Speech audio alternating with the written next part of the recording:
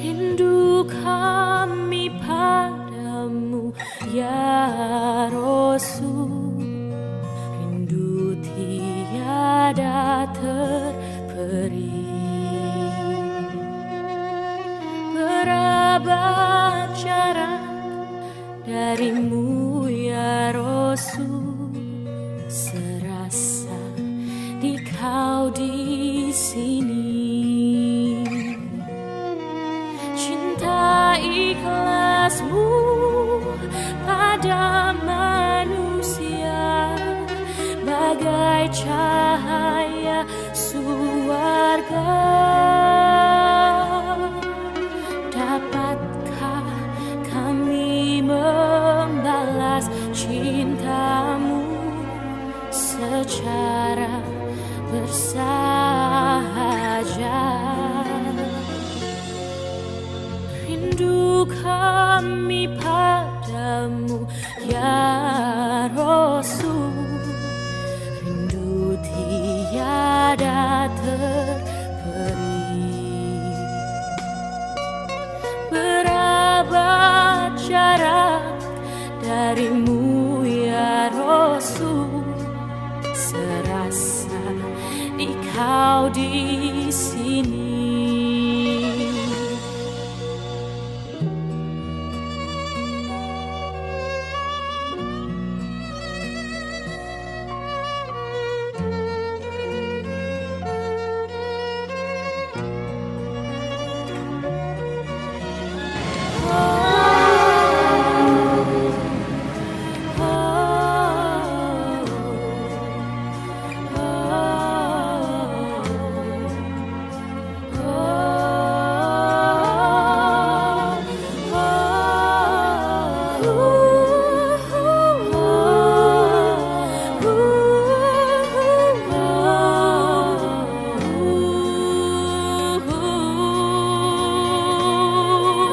Cinta ikhlasmu pada manusia bagai cahaya surga. Dapatkah kami membalas cintamu secara bersahaja? Rindu kami padamu ya Rasul, rindu tiada terperi. Berapa jarak darimu ya Rasul, serasa di kau di sini. Alhamdulillah, nahmaduhu wa nasta'inuhu wa nastaghfiruh wa na'udzu billahi min shururi anfusina wa sayyiati a'malina, may yahdihillahu fala mudilla lahu wa may yudlil fala hadiya lahu. Wa la ilaha illallah ar-rahmanur rahim wa asyhadu anna Muhammadan abduhu wa rasuluh. Hadirin jamaah jihad rahimahumullah, alhamdulillah bidzillah atas rahman dan rahim Allah Subhanahu wa taala, juga kekuatan iman yang kita miliki, hari ini kita kembali bisa hadir di majlis yang mulia, majlis ilmi, majlis yang mudah-mudahan penuh dengan barakah, rahmat serta maghfirah Allah Subhanahu wa taala, yaitu majlis pengajian Ahad di Masjid PPPS ini. Dan mudah-mudahan Allah senantiasa mencurahkan rasa cinta kepada ilmu, juga rasa cinta dan senang berkumpul dengan orang-orang soleh insya Allah, sehingga muncul rasa semangat untuk senantiasa hadir di pengajian setiap hari Ahad di Jalan Perintis Kemacetan Cilegon. Hadirin waktu iman rahimahumullah, ya seperti biasa selalu ada request, ya. Kita awali pembukaan ini dengan beberapa pantun, karena pasti sawer ya. Sawernya aku permen gaya artosan. Ya, pergi ke pasar membeli ikan yang mengandung omega. Puji syukur kita ucapkan bisa berjumpa di ahad yang ketiga. Anak-anak pergi sama ibunya diajak bermain labirin. Izinkan saya menyapa semuanya. Apa kabar para hadirin? Alhamdulillah. Hari Minggu, hari Ahad jalan-jalan ke Curug Marela. Semoga jamaah jihad hadir mendapatkan pahala, amin. Di Jeddah ayah baso nu calana Mangudin, Ustaz Uus menuju ke Aqsa, insya Allah badalna Ustaz Nasruddin. Jadi insya Allah hari ini Ustaz Nasruddin karena Ustaz Uus masih berada di Aqsa, di mana sekarang masih di Aqsa, nanti pulang hari malam Jumat gitu ya. Dan insya Allah hari ini oleh Ustaz Nasruddin. Kalau ketemu sesama jamaah jangan lupa bersalaman. Sebelum Ustaz ceramah saya sampaikan beberapa pengumuman. Menyakitkan jamaah yang kami hormati, mari kita simak dan dengarkan.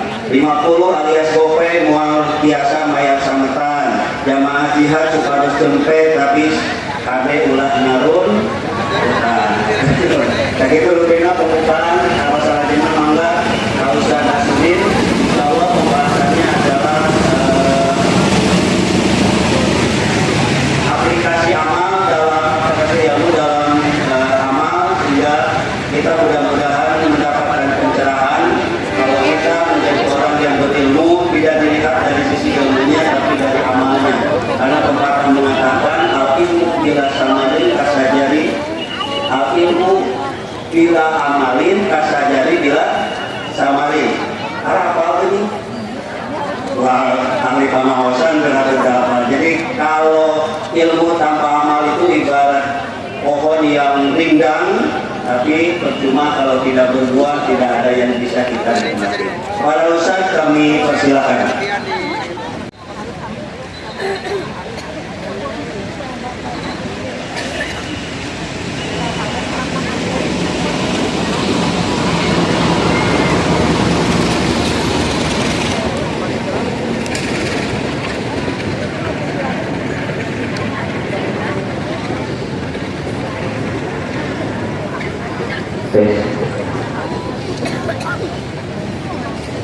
Innal hamdalillah nahmaduhu wa nasta'inuhu wa nastaghfiruh wa na'udzu billahi min shururi anfusina wa min sayyiati a'malina.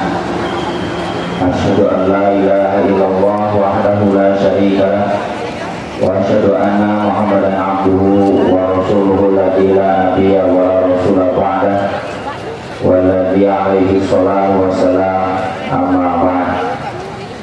Faqala Allah ta'ala fil Qur'anil Karim, a'udzu billahi minasyaitonir rajim.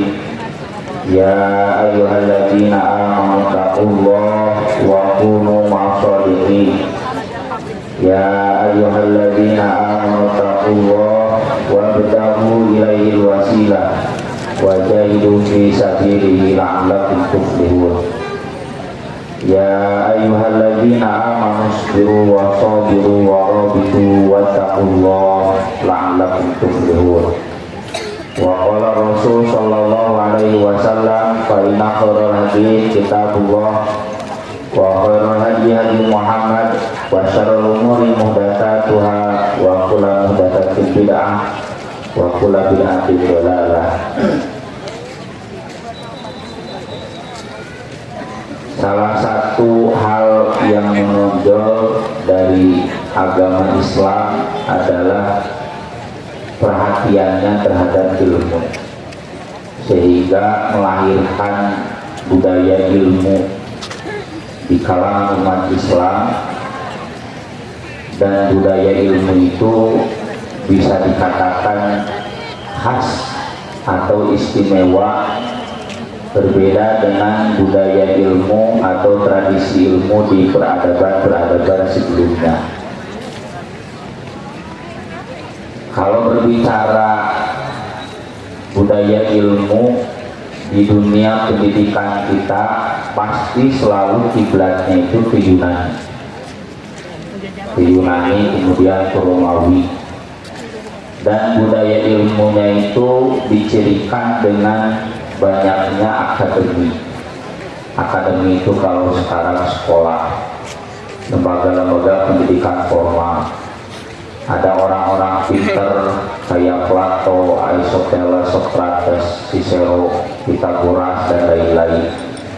Banyak karya tulis yang ditulis oleh mereka, padahal mereka hidupnya beberapa abad sebelum Nabi Muhammad SAW lahir. Tapi budaya ilmu di Yunani itu lebih ke nalar atau lebih ke akal, pikiran. Ilmu-ilmunya juga banyak ilmu rasional, karena memang tradisi ilmu di Yunani itu filsafat. Dan ini kemudian yang membawa Yunani justru terbelakang secara moral. Maka muncullah berikutnya yang disebut dengan abad pertengahan, medieval age, itu ditandakan dengan kekuasaan gereja yang berkuasa terhadap ilmu pengetahuan dan sering disebut sebagai the dark age, abad ke-8. Karena di masa ini ilmuwan-ilmuwan jadi tidak bebas mengembangkan ilmunya, mereka dikekang oleh gereja. Dan kita tahu ada banyak ilmuwan yang kemudian dipenjara karena dianggap bertentangan dengan gereja.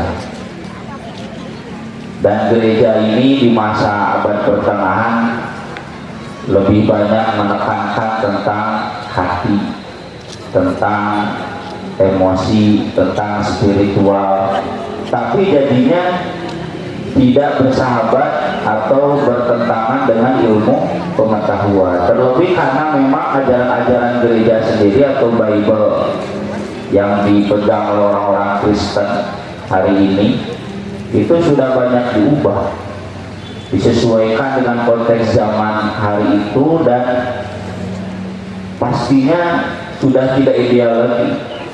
Makanya banyak ayat-ayatnya yang kemudian bertentangan dengan ilmu pengetahuan. Jadilah pemusuhan antara gereja dan ilmu pengetahuan, yang kemudian nanti di abad modern, ya di abad 19, abad 20 sampai sekarang, muncul protes lagi dari para ilmuwan. Protesnya apa? Agama jangan dibawa-bawa ke dalam ranah ilmu pengetahuan. Jadinya kemudian ilmu pengetahuan sekuler. Karena kalau agama masuk dalam ilmu pengetahuan, jadinya ilmu pengetahuan terkekang, tidak bebas. Ya. Agama mah cukup baik di gereja, di ranah pribadi, jangan masuk ranah publik, karena jadinya mengekang kemajuan. Ini gambaran bagaimana tradisi keilmuan yang umum ya di masyarakat dunia di luar Islam, apalagi di masyarakat timur teh, India, ya, Cina, Jepang, Korea, Mongol. Mereka nyaris tidak mengenal tradisi ilmu, yang ada tradisi ketimuran. Ketimuran itu tradisi etika, ya.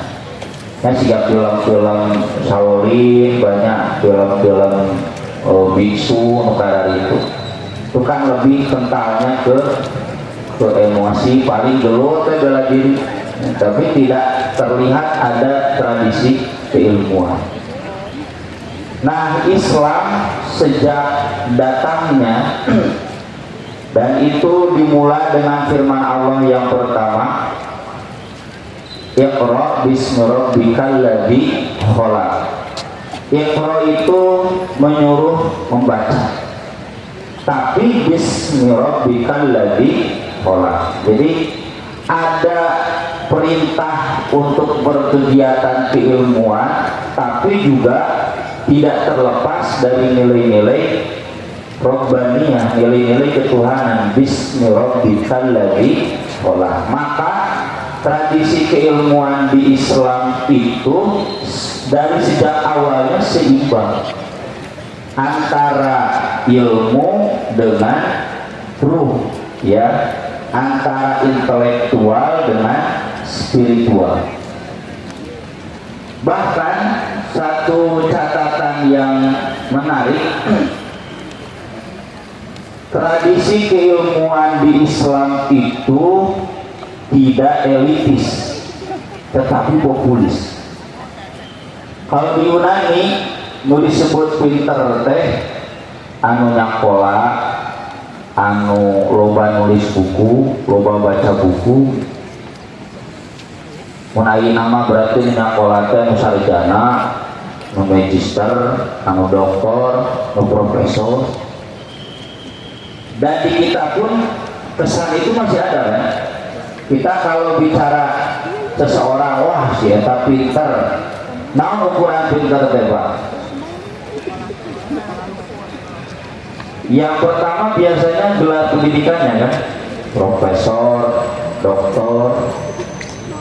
Jadi anu teu doktor, teu profesor, teu pinter.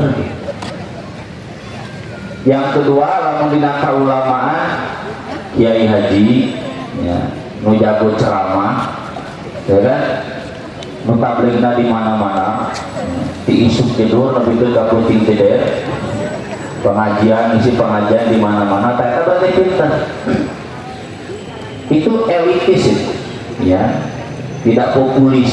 Ya. Elitis teh hanya orang-orang tertentu, bapak-bapak yang tidak banyak ceramah, tidak banyak pengajian, daya kiaian diharusna dina namina hak we unggul daya kaan, seakan-akan diidentikan bukan orang pinter.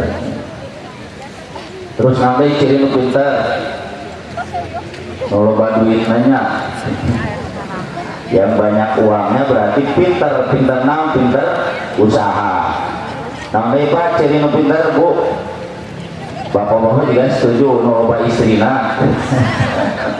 Pinter naon ya? Pinternya anu pinter bohong.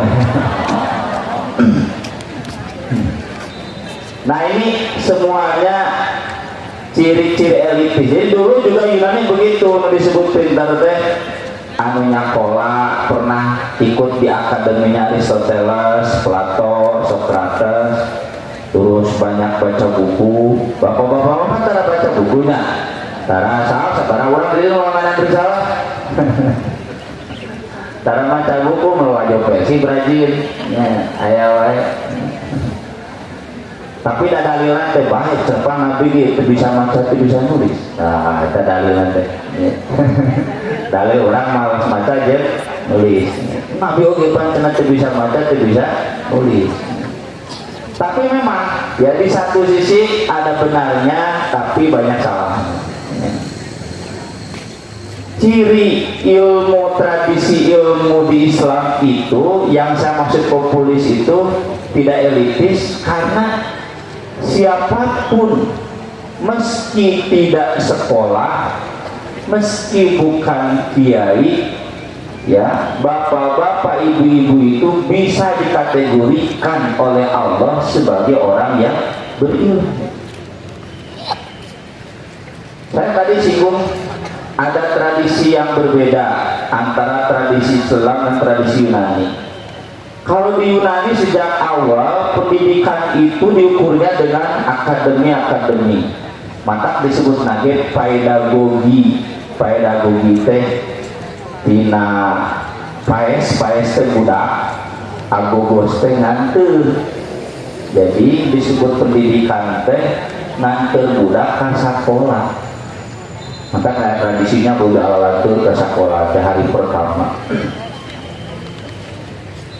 Karena lembaga pendidikannya sudah ada, tapi di masa Nabi SAW lembaga pendidikan itu tidak ada, bahkan sampai satu abad berikutnya.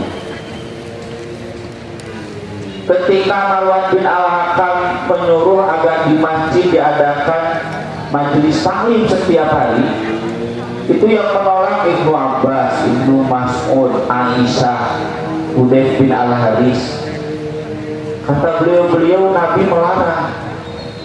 Nabi juga dulu kan ada masa Ibuari, sahabat minta agar Nabi tiap hari ngajar teh. Cek Nabi jangan, nanti jenuh.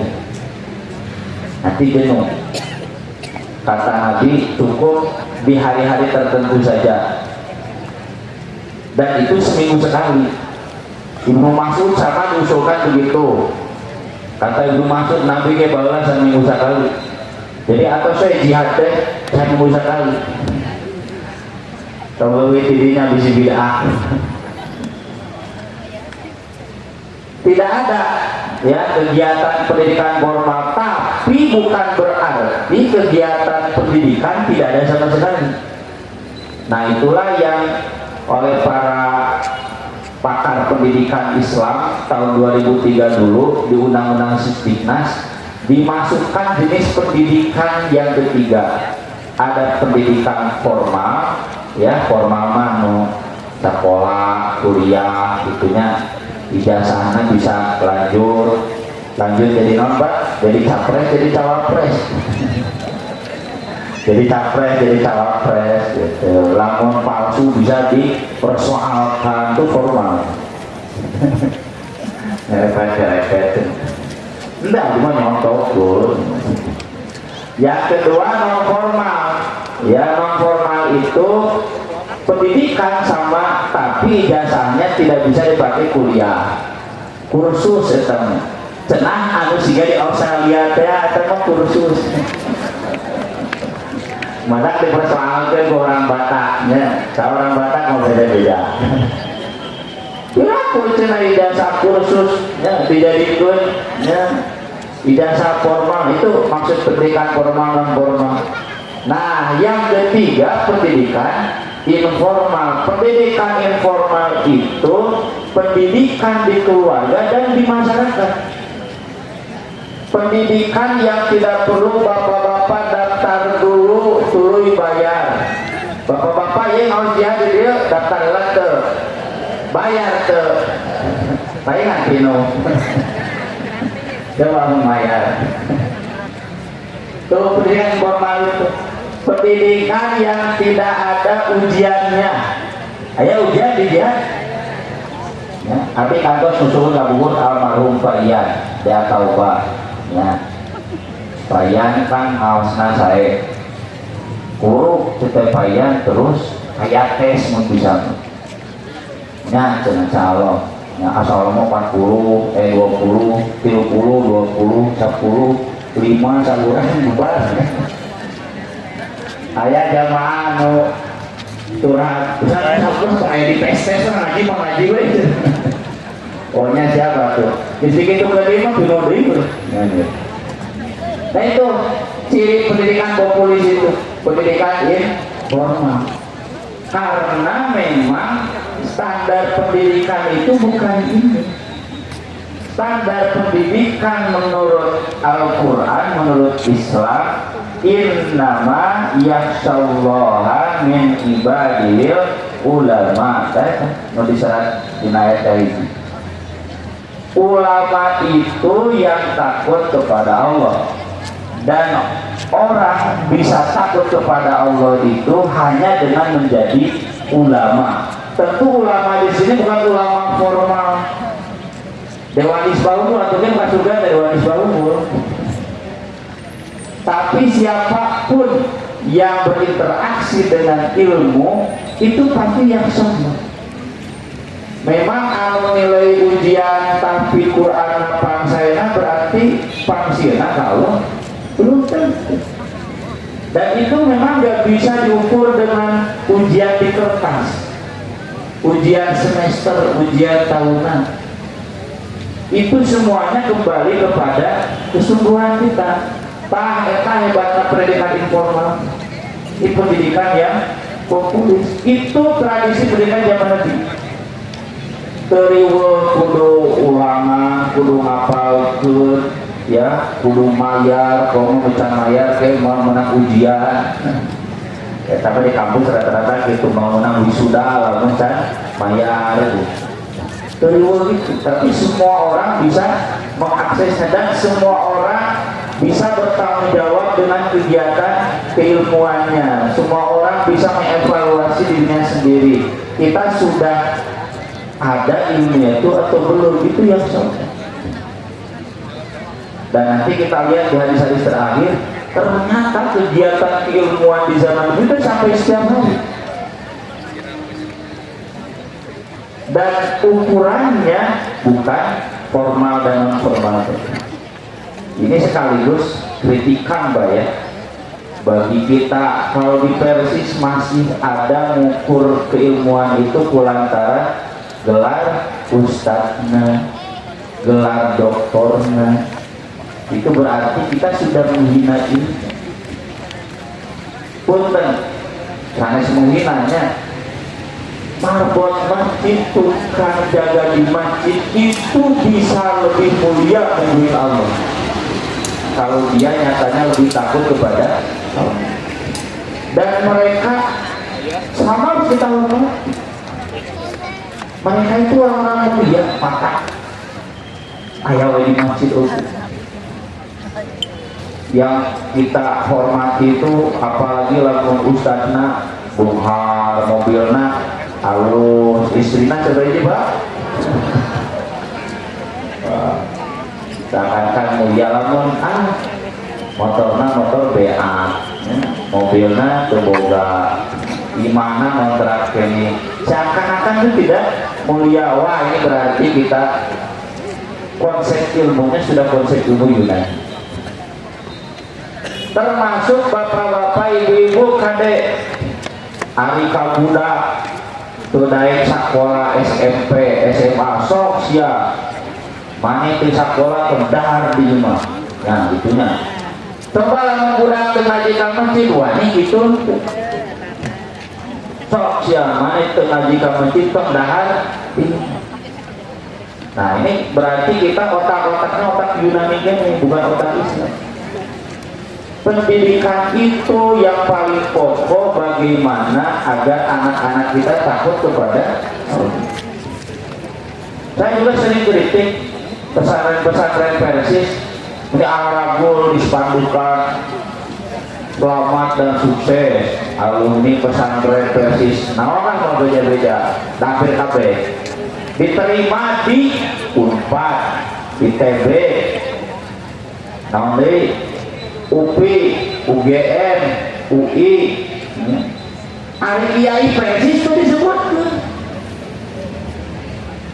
Itu, wah sama ukur nikmat. Apa ukuran ilmu itu apa? Memang di ITB pasti budaknya diajarkan ngerti kalau. Memang di UPI pasti diajarkan kudu senat ngagali Quran yang sunnah. Bukan berarti harap kuliah di UPI di UPA, bukan. Mana nah guru nanti selamat dan sukses ya. Santri pesantren Persis anu diterima di IAI Persis Ciganjur, IAI Persis Darul, IAI Persis Jakarta. Kampus-kampus yang memang menjamin anak-anaknya tetap diajar ya so. Anu kapan kaupi kenbaik yang disepadukan. Bukan berarti harap, kan tulis pandukan. Jangan ada kebanggaan. Emang yang disebut ilmu itu apa? Nah ya video, nah, secara tidak sadar kita juga sudah terjebak dalam budaya ilmu yang bukan budaya ilmu Islam, tapi budaya ilmu Yunani. Nah itulah ya sedikit pengantar untuk mengingatkan kita kembali bahwa inti ilmu, kata Nabi SAW, kata Allah Subhanahu Wa Taala adalah innama yakhsyallaha min ibadihil ulama. Tapi tong aya mampu apa? Oh berarti dokter berilmu begitu. Oh berarti ustaz berilmu begitu. Tong mampu apa? Ya. Kita kan tadi sebut populis sanes ustaz unggul, berarti ustaz berilmu. Bapak-bapak juga bisa dikategorikan ulama, ya. Bukan profesor doktor saja yang berilmu. Bapak-bapak anu teu lulus mualimin oge bisa dikategorikan ulama. Tuh yang maksud populis. Jadi naon notok kasaban babatok untuk orang-orang tertentu saja. Mun standar pinter, standar berilmu, bakal ka surga teh kudu dokter, wah itu sabaraha hiji. Bapak-bapak mah disana sareng dokter berarti mau ke surga.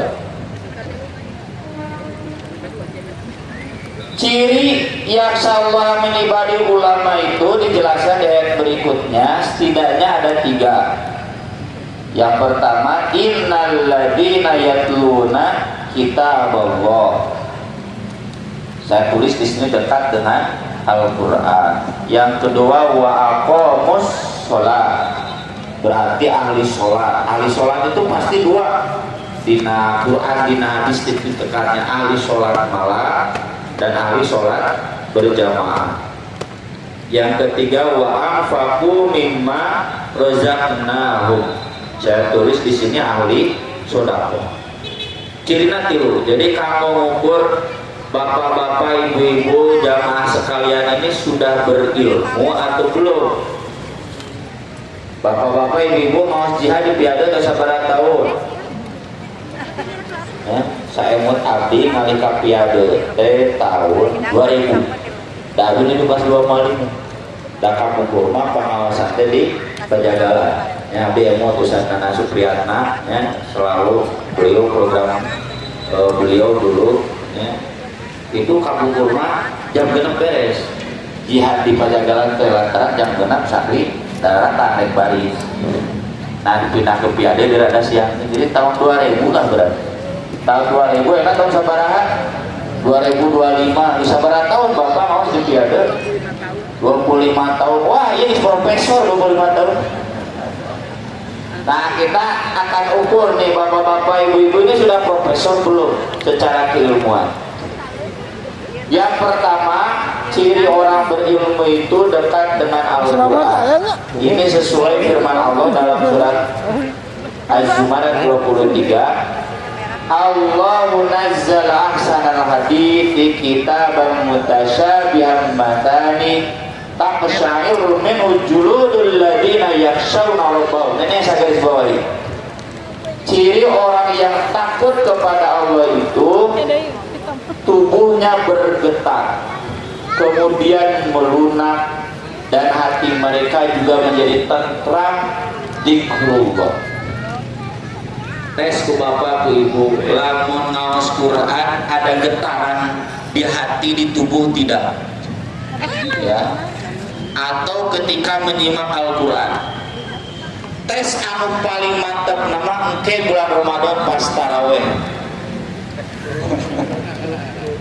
Ketika imam ngimaman taraweh, bapak ibu bergetar ke hati teh. Kalau bergetar berarti menikmati. Semakin lama semakin nikmat. Setuju tuh Pak? Tarawih itu semakin lama semakin nikmat. Setuju tuh? Ibu-ibu lamun imam tarawih, resep imam tarawih nu panjang atau pondok bu? Nah, berarti campur ilmu ya. Can lulus ngaji jihad ya ada. Jadi ada getaran khusus. Nepikeun ka kemah ku bapak ku ibu teh diputus ka ketua DKM susah eta teh jadwal deui. Nah, pondok deui. Ari ayeuna mah kumaha mah? Ajang deui ka jadwal deui. Engke mah bapak-bapak ibu-ibu Ramadan mah ayeuna ngawitanan insyaallah. Ya, ya terus digembleng di jihad ada sabaraha puluh tahun. Ka DKM teh protes. Susah dia ka jadwal deui. Nah, pondok deui. Dengan hayang menikmati ngaji Quran, menikmati ngaji Quran teh semakin lama semakin nikmat. Siapa Bos ya? Kekelan aja yang baralan ya. Kedah siapa tuh hari asli orang berilmu mah. Jadi betul-betul mengetahui mana. Ya makanya bergetar tuur. Yang bergetar panon. Sares nyorosot Ciparan tapi nyorosot ya. Karena sama. Berikutnya Quran surat Al-Isra 107. Qul aminu bihi aw la tu'minu. innal ladzina utul ilma min qablihi idza yutla alaihim yakhruna lil adqani sujada. Saya garis bawahi, orang-orang yang diberi ilmu sebelumnya apabila Al-Quran dibacakan kepada mereka, mereka menyungkur atas muka mereka sambil bersujud. Ada dua maknanya. Satu, mereka sujud tilawah. Ada ayat-ayat yang menyuruh sujud tilawah. Yang kedua, maksud ayat-ayat ini, bapak-bapak, ibu-ibu, saya sudah memadukan antara bacaan Al-Quran dengan sujudnya tadi sholat. Bapak-bapak, ibu-ibu sudah menikmati bacaan Al-Quran dalam sholat dan kemudian menikmatinya dalam sujud bahkan sambil menangis. Atau sugi kadinya baca mohon nanti pendidikan nanti dia pas tarawih. Jadi ke tarawih kena ayat nah sebulan sekali wae mah ngundang imam hafid peseur ya nu kadata di PP wae terus aya 30 santri anu lulus di pesantren tahfidz apal 30 juz lebar diparake ku batur hari di masjid-masjid Persis di alusiran gara-gara imamana banyak tuh. Ya bapak-bapak ibu-ibu kena ya studi banding ke situ aksa. Di situ aksa mah abla 7 masjid anu di imaman tarawihna dugi ka sajustur tara protes.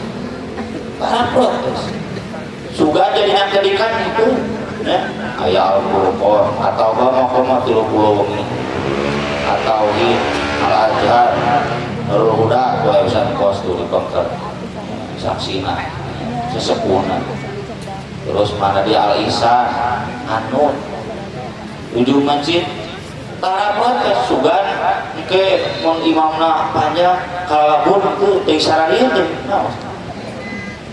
kantos tahun mana 2023 mungkin abdi we umroh intak Ramadan abdi jadwal di Pasir Koja pas hari tate PSM yang Persib PSM ke pimpinan klasemen di juara anu PSM jadi juara dan Persib di PSM kajun tekel ke kajun suga teh bakal morot bapak-bapak opat sap ya tahu itu nya seorang ibu-ibu dugi ke keluar alhamdulillah beres jelasan lain iya tensinya usaha sudah dicarekan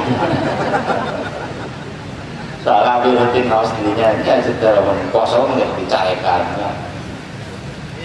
jadi kes-kesnya gitu babunya kita biasakan melatih diri menikmati bacaan Al-Quran dalam sholat kayak kadipuna maka kurang berarti ya, menikmati bacaan dalam sholatnya terutama sholat malam dari sholat berjamaah kan mungkin populis sholat berjamaah kan pasti ada imam sholatnya terutama sholat malam ada cenah Ustaz apa kenging nganggo fatwa di Ustaz Aceh rahimahullah Ustaz Aceh Jakaria ke sholat malam mah mubah muka besar lantaran ayat tuntutan maca Quran 30 juz dina sholat malam hari sholat wajib mah teu bantu nang paradaga hari sholat malam mah memang panjang padina Al-Qur'an ge wa minal laili fasjud lahu wa sabbihhu lailan tawila lailan tawilan ke malam yang panjang malam yang pendek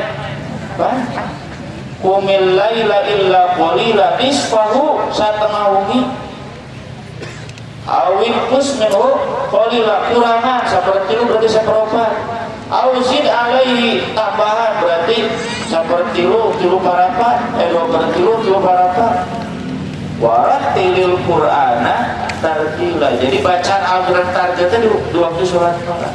Nah kalau bapak ibu ada yang sudah menikmatinya sah taeta innama yakhshallaha min ibadil ulama sanawas bapak ibu sanes ustaz sanes kiai sanes doktor sanes profesor kan mau dibalikin berarti ngomong. Yang kedua makanya berikutnya hari sholat malam ya jelas tak dalilnya amman huwa qanitun ana al-laili sajidan wa qa'iman yahdharul akhirata wa yarju rahmata rabbih.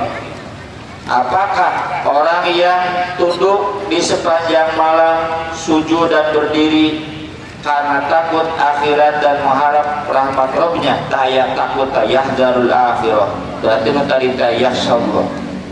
Maksudnya tentu sholat malam, ai sujud berdiri ya, lain lalajo Real Madrid, Barcelona. Ini sholat malam.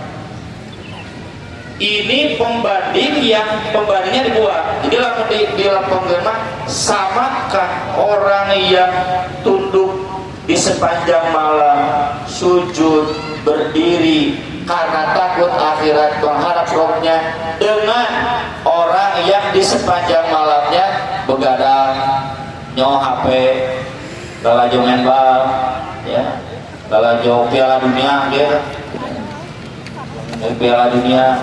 Makanya Piala Dunia di mana? Di Amerika. Wah, tengah penting dewa.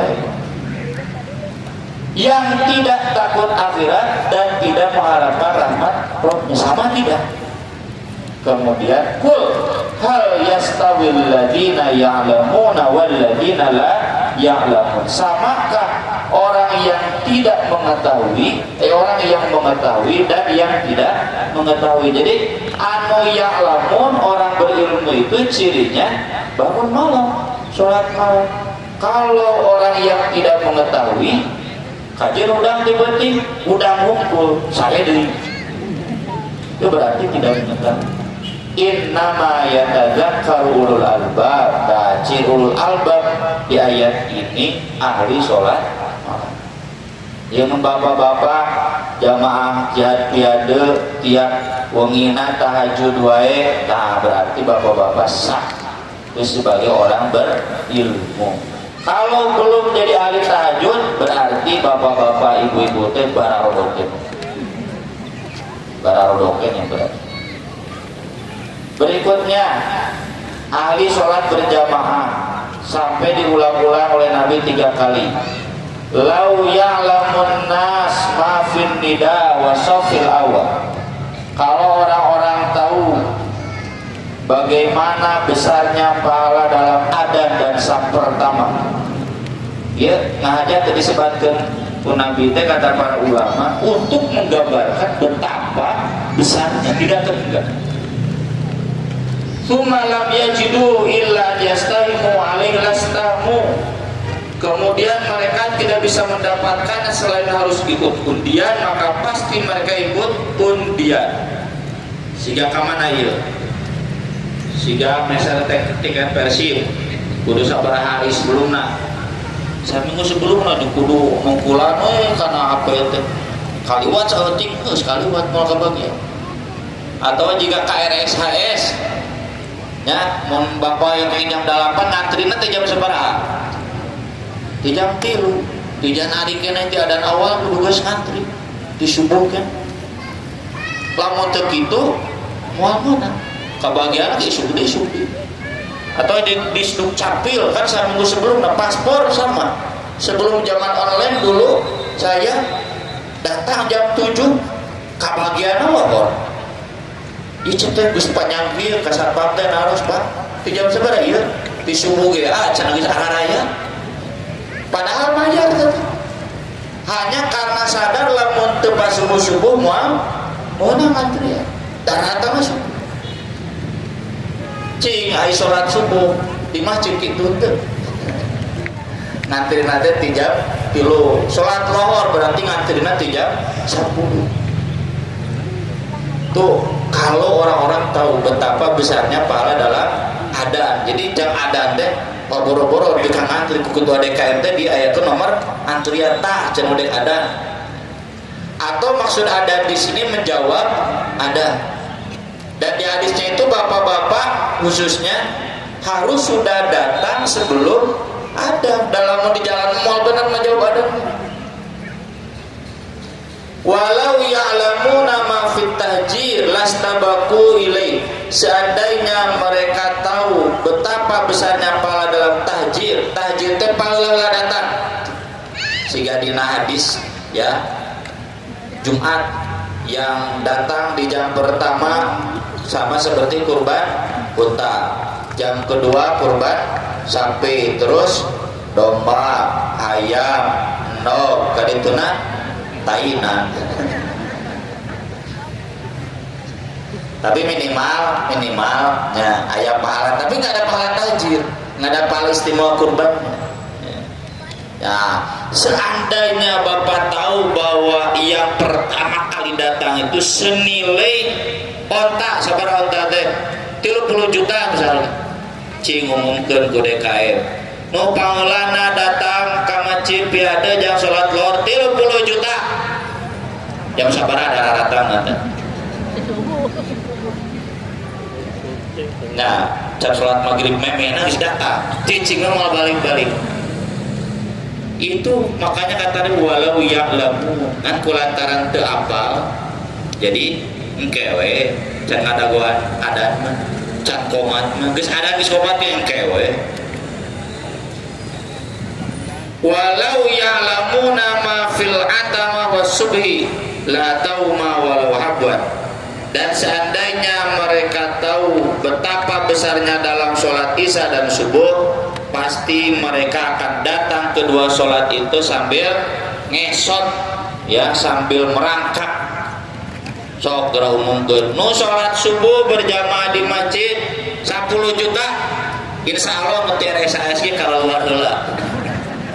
Ajan bari ngoronang bari ngesot kan kulantaran teu apal, padahal temboro sholat subuhna, sholat qobla subuhna wae kumaha saur Nabi Pak, khairun minad dunya wa ma fiha. Khairun minad dunya wa ma fiha dalam kakaya urang mah da teh samiliarnya, samiliar we gitu. Sok sholat subuh di piade poe Ahad akad 3 samiliar insyaallah dipentingin geus kan kulantaran teu apal jadi haran-haran. Kenapa Nabi menyebut sholat subuh dan sholat isya? Di hadis berikutnya disebutkan karena di zaman Nabi pun subuh jeung isya mah rada luhur karena orang munafik tidak hadir. Kenapa orang munafik tidak hadir sholat subuh sholat isya? Karena orang munafik mah alladzina hum yuraun. Nah yuraun teh Pak ria, mun katingali sholat, mun teu katingali teu sholat. Ai lohor asar maghrib mah katingali, mun teu sholat teh mata halal di ari isya jeung subuh macan jamat istri poe teu katingali teu datang ge moal apa di urang bisa begitunya, ada batur ge cenah eueuh subuh isya mah jadi we tah di urang mah malah lohor asar beuki kosong, berarti lu itu munafik. Maka dari itu Ibnu Umar mengatakan kunna idza faqadna ar-rajula fil fajri wal isya asana bihil dzan. Ieu dalil kengingna suudon. Kenging suudon kenging kasaha ka bapak-bapak anu tara salat subuh jeung isya ka masjid. Jadi lamun ayat itu sholat subuh jeung isya ka masjid kami suudon. Suudonnya antara dua, lamun tegering awakna berarti gering hate. Kau mau bendrok jeung persib mah da kosong sholat isya. Nah itu berarti gambaran orang-orang yang belum berilmu. Ini yang bagi kami ya termasuk di pesantren di Situ Aksan, lain jadwal sholat disesuaikan dengan jadwal ngajar disesuaikan di jadwal sholat. Mau jadwal ngajar dari jam 12 ayeuna lohor jam sabaraha? Jam 12 keluar ada di bel 15 menit remeh lohor teh jam 11.20 pas di bel Ustaz teh teh kerenyi arah baru dah arah jadi buru-buru keluar. Jangan sampai kita kemudian mengorbankan waktu sholat jika bararodoa. Bahkan termasuk berapa? Termasuk acara-acara penting, ya. Dan ini sejak kami di cabang, di PD, di PW, sampai di PP, sampai kemarin zaman Ustaz Eka, kita komitmen. Ayo dong ada sholat tuh. kemarin juga usah eka hantar musafir. Ada orang Bandung sholat tuh biasa beres sholat sambung dia. Jadi jangan sampai kita mengorbankan yang lebih besar. Ini kan besar pahala sholat itu, dan kita harus tahu itu. Masa yang besar, yang bernilai tinggi kemudian dikorbankan untuk sesuatu yang bernilai rendah? Kudu apa? Sing pinternya karena piduiteun.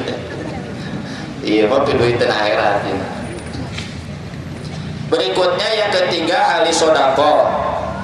Ahli sodako itu cirinya dia tidak gila dunia. Tidak gila dunia, itu kabitaan. Makanya saya tuliskan ini ayat tentang korun. Ketika korun keluar dan terlihat kunci-kuncinya saja kan dipanggul, digotong oleh orang-orang gagah kocina ukul. Lalu orang-orang yang menginginkan kehidupan dunia, ya laitalana mitlama utiya korun, moga-moga kiranya kita mempunyai seperti apa yang telah diberikan kepada korun. Bagaimana perkataan orang-orang berilmu? Nah, di halaman 3, wa qala alladziina utul ilma wailakum sawabullah khairul liman amana wa amila sholihan. Kalau bagi orang berilmu, ketika ada keinginan kita ingin seperti orang kaya, silakan. Pahala Allah lebih baik daripada bagi orang yang beriman dan beramal saleh. Jadi orang berilmu itu sudah tidak lagi bernafsu hayang pa gede-gede imah, hayang pa alus-alus mobil, pa nambah-nambah tanah, nambah-nambah kontrakan. Itu berarti rendahnya ilmunya. Orang berilmu itu bernafsunya sawabullah khair. Nabungnya bukan nabung di dunia, tapi nabung di akhirat. Kan saya pernah sampaikan, teorinya kata Nabi 2. Innal aktsarin humul aqallu yaumal qiyamah. Itu sahih hadisnya, sahih Bukhari Muslim. Orang yang paling kaya di dunia nanti paling sengsara di akhirat. Sementara Mus'ab bin Umair yang ketika wafatnya ditutup kepalanya, kakinya tidak tertutup. Ditutup kakinya, kepalanya tidak tertutup. Dan kayaknya wudhu. Saking miskin. Itu kata para sahabat, kata Nabi SAW, pahalanya sempurna di akhirat. Dekat cecek kubunya. Jadi orang yang miskin di dunia, kaya di akhirat. Nah, Bapak milih mana? Kaya di dunia, miskin di akhirat. Miskin di dunia, kaya di akhirat. Kaya jadi kedua. Oh, wah.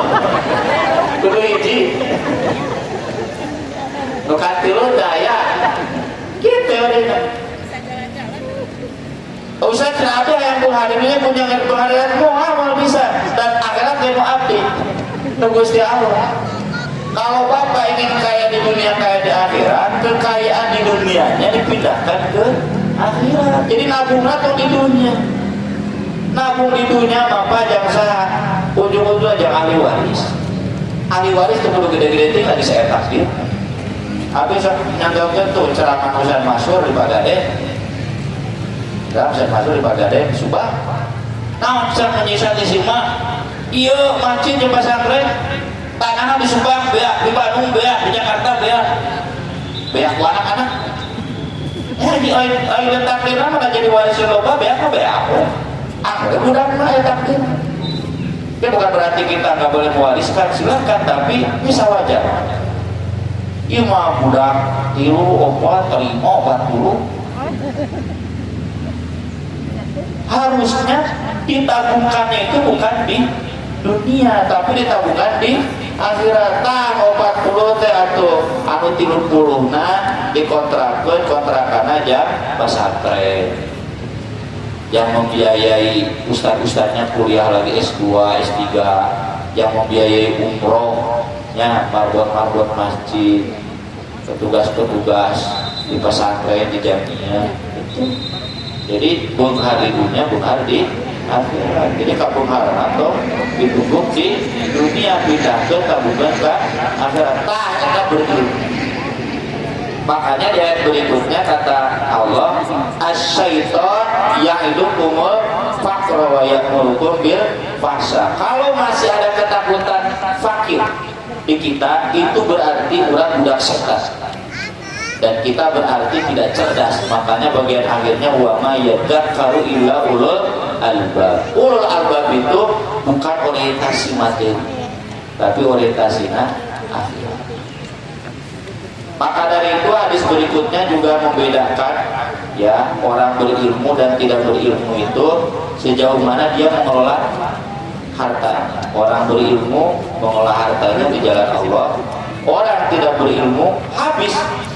Jadi numpul harta dek berilmu atau berilmu beak di mana? Beak harta dipakai poya-poya, dipakai uli. Ayah beak harta dipakai sodako, infak. Kita ngebedakan pinter juga bodoh. Terakhir di halaman terakhir ya ayat Al-Quran yarfa'illahu alladhina amanu minkum walladhina utul ilma darajat. Ini konteksnya kulantaran pas sedang-sedang di majelis ilmu.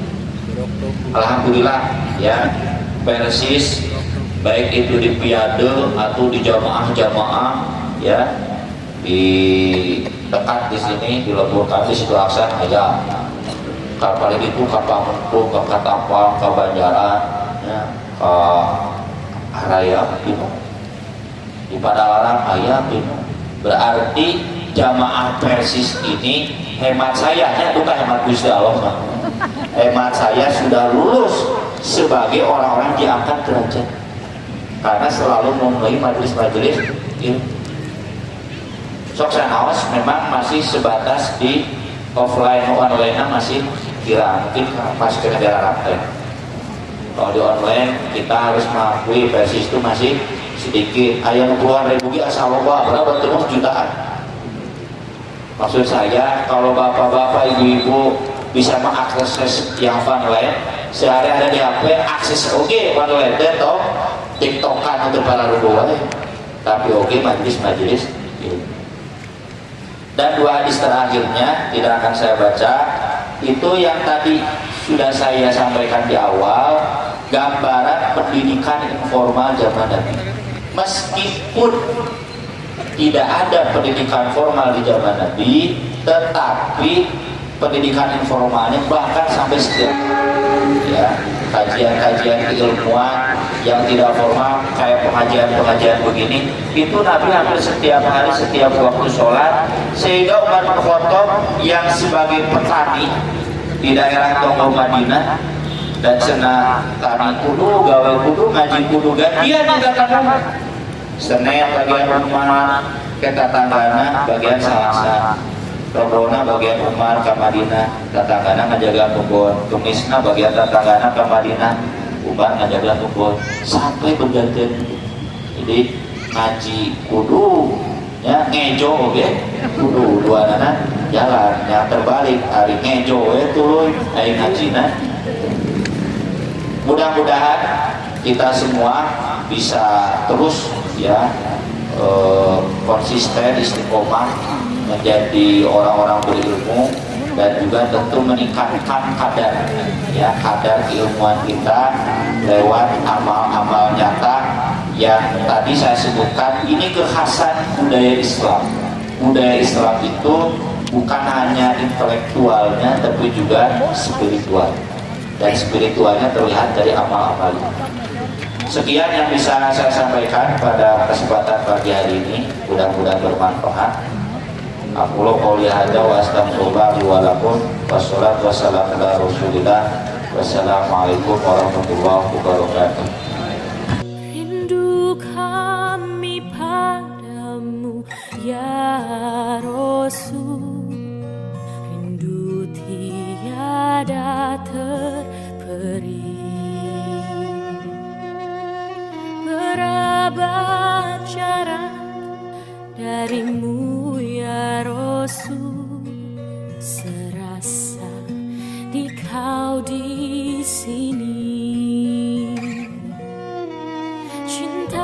ikhlasmu pada manusia bagai cahaya surga. Dapatkah kami membalas cintamu secara bersahaja?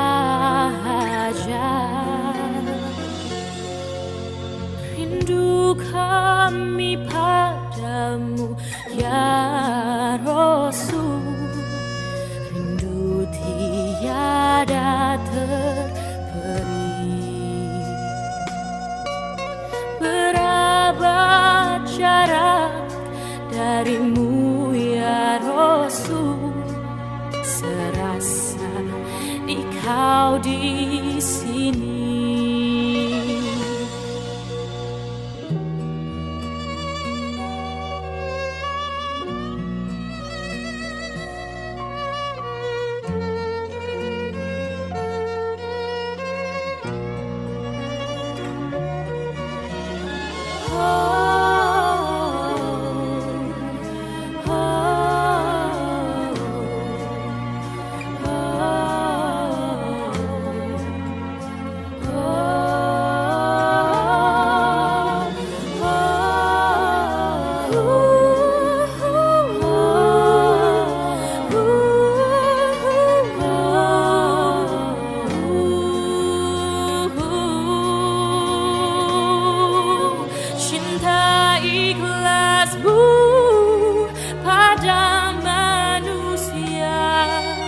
Bagai cahaya surga, dapatkah kami membalas cintamu secara bersama?